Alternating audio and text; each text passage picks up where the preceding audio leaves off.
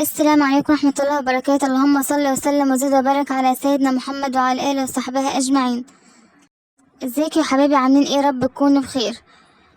قبل ما أبدأ الفيديو أتمنى منكم متنسوش الاشتراك في القناة وتفعيل زر الجرس عشان يوصلكم مني كل فيديو جديد بنزله، وياريت ما تنسوش اللايك وتعليق حلو منكم يشجعني.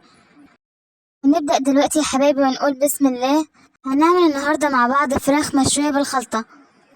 زي ما احنا شايفين جايبة معايا وراك اهو، بغسلها كويس جدا. نفضل نغسلها تحت المية كويس اوي ونطلع منها اي عروق لحد ما نخلي قلبها ابيض على الاخر. وبعد ما غسلتها كويس اوي شلتها من المية المتسخة وحطيت لها مية نضيفة، وهتجيب كمية من الليمون وهعصر عليها ليمون كويس اوي زي ما احنا شايفين كده عشان يشيل من الفراخ اي ريحة زفارة. عصر الليمون يا جماعة على الطيور كويس اوي بيخلي ريحة فصها حلة اوي، بيشيل منها اي زفارة. وهنسيب يا حبايبي الفراخ منقوعة في المية اللي فيها ليمون دي حوالي 10 دقايق او ربع ساعة لحد ما ريحة الزفارة تروح منها على الاخر. وفي الوقت اللي الفراخ منقوعة فيه ده هروح اجهز الخلطة بتاعتي. اول حاجة اهو زي ما احنا شايفين جبت بصلاية كبيرة وقطعتها قطع صغيرة بالطريقة اللي احنا شايفينها دي يا حبايبي. الخلطة اللي هنعملها للفراخ ده هتحتاج كمية بصل كتير عشان يطلع طعم الفراخ معانا حلو وفيها صوص كتير. انا عملت بصلتين كبار وقطعتهم بنفس الطريقة دي، وجبت برضو كمية شبت كتير وفلفل اخضر. عملت فلفلتين خضر كبار وقطعتهم قطع صغيرة برضو علشان مكونات الخلطة كلها تبقى نفس الحجم. وبعد ما خلصت تقطيع كمية البصل اللي معايا جبت الشبت وغسلته كويس جدا وصفيته. انا ما جبتش معاكم مقطع الشبت ده يعني عشان ما حبيتش اني اطول عليكم في الفيديو. ودلوقتي هجيب كمية الشبت والفلفل اهو هضيفها على البصل زي ما احنا شايفين بالطريقة دي يا حبايبي. وبعدين هضيف عليها التوابل، نص معلقة من الكمون ونص معلقة من السبع بهارات ونص معلقة ملح. هي يا حبايبي مش بتحتاج توابل كتير لان طعم الشبت لوحده بيبقى كافي والبصل.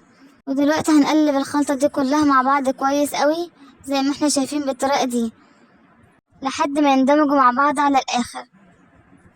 وفي الوقت ده هجيب الوراك بتاعتي وتحطي صبعك كده بين الجلد واللحم في الفرخة وتفرغي بينهم بالراحة قوي بالطريقة دي علشان الجلد ما يتقطعش منك وتقدري تحشيها كويس. نبدأ نحشي الخلطة بتاعتنا في الوراك زي ما احنا شايفين كده. شايفين بحشيها ازاي؟ بتخلي لها طعم يا جماعة بجد تحفة قوي. خلي ايدك خفيفة عليها كده زي ما احنا شايفين على الاخر علشان جلدها ما يتقطعش منك. وبعدين تبدأ تضغطي عليها كده علشان الحشو ما تقعش منها اثناء السوا. الضغطة الخفيفة دي مهمة بتخلي الحشو يثبت جواها. وهعمل معاك واحدة تانية اهو. هفرغ برضو بين اللحم والجلد بصباعي كده الاول قبل ما ابدأ احط الحشو. احشي الوراك اللي معايا بكمية كويسة كده من الخلطة علشان تعمل لها طعم حلو.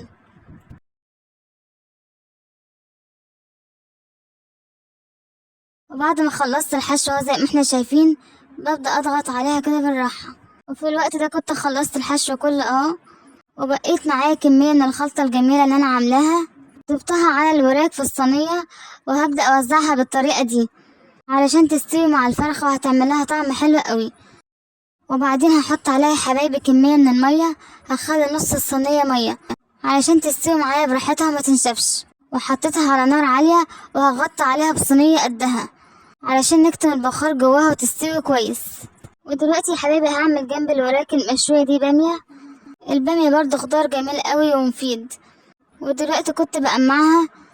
ضروري لما تيجي تقمعي البامية ايديك تبقى خفيفة عليها كده زي ما انت شايفة، وتشيل القطعة اللي فوق الوش دي في البامية من غير ما تبين البذور اللي جواها علشان ما تخرجيش المادة اللزجة اللي تبقى في البامية، لانك لو بينت البذور اللي جواها هتطلع معاكي مادة لزجة كده ومش هتبقى حلوة معاكي خالص. ودلوقتي بعد ما خلصت تقميع كمية البامية اللي معايا ببدأ اقطعها يا حبايبي قطع صغيرة بالطريقة اللي احنا شايفينها دي علشان تبقى سهلة معانا اثناء التسوية ويبقى شكلها جميل في الاكل. اتمنى منكم تكملوا معايا الفيديو للاخر، وما تنسوش الاشتراك في القناة وتفعيل زر الجرس عشان يوصلكم مني كل فيديو جديد. وياريت تكتبولي تعليق حلو منكم يشجعني للاستمرار، وما تنسونيش في دعوة حلوة منكم. هنعمل مع بعض يا جماعة النهاردة ان شاء الله البامية بطريقة حلوة قوي. ودلوقتي جبت اهو بصلة زي ما احنا شايفين، وبقشرها وهبدأ اقطعها قطع صغيرة علشان اعملها للبامية.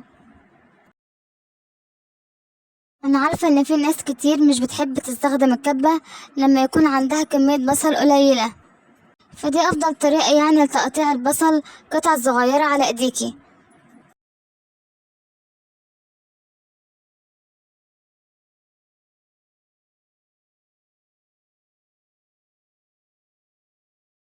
وبعد يا جماعة ما هقطع البصلة اللي معايا بالشكل اللي احنا شايفينه ده، هعمل حوالي نص دورق طماطم او 3/4 علشان كمية البامية اللي معايا كانت قليلة. ودلوقتي يا حبايبي هحط الحلة على النار، وهحط على البصلة كمية زيت مناسبة، وهسيبها تتحمر لحد ما تاخد لون ذهبي وجميل. وفي الوقت اللي البصلة كانت بتتحمر فيه ده، هروح اغسل البامية غسيل كويس قوي.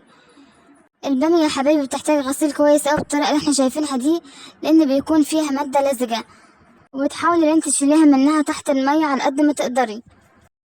وفي الوقت ده يا حبايبي البصلة كانت اتحمرت معايا، اخدت لون ذهبي وجميل. وبعدين حطيت عليها البامية، وضفت على البامية الطماطم، وضفت عليها الفلفل الاخضر. الفلفل الاخضر بيعمل طعم حلو قوي للبامية ومهم فيها قوي. جربوا الفلفل الاخضر في البامية، هيعمل لها طعم جميل معاكي قوي. ودلوقتي هظبط التوابل بتاعتي، نص معلقة من الكمون، ونص معلقة من السبع بهارات، ورشة بسيطة كده من الفلفل الاسود. وبعدين تجيبي نص ليمونية وتعصريها كلها على البامية زي ما احنا شايفين كده. دي خطوة مهمة قوي يا حبايبي، لان عصرة النص ليمونة دي بتشيل المادة اللزجة اللي في البامية خالص. وبعدين هغطي عليها واسيبها تستوي. وفي الوقت ده كنت جبت حلة تانية وحطيتها على النار علشان تسخن، عشان اعمل الرز. هعمل جنب الفراخ والبامية رز مسلوق عادي جدا، الرز المصري بتاعنا الجميل. وفي الوقت ده يا جماعة الوراك كانت بتستوي، وغسلت الرز تحت المية غسيل كويس اوي زي ما احنا شايفين، لحد ما المية بتاعته بقت بيضة على الاخر. وبعدين هضيف الرز على الزيت اهو. ودلوقتي هضيف عليه العيار بتاعه، لو انت بتحبيه مظبوط تحط العيار فوق الرز على طول.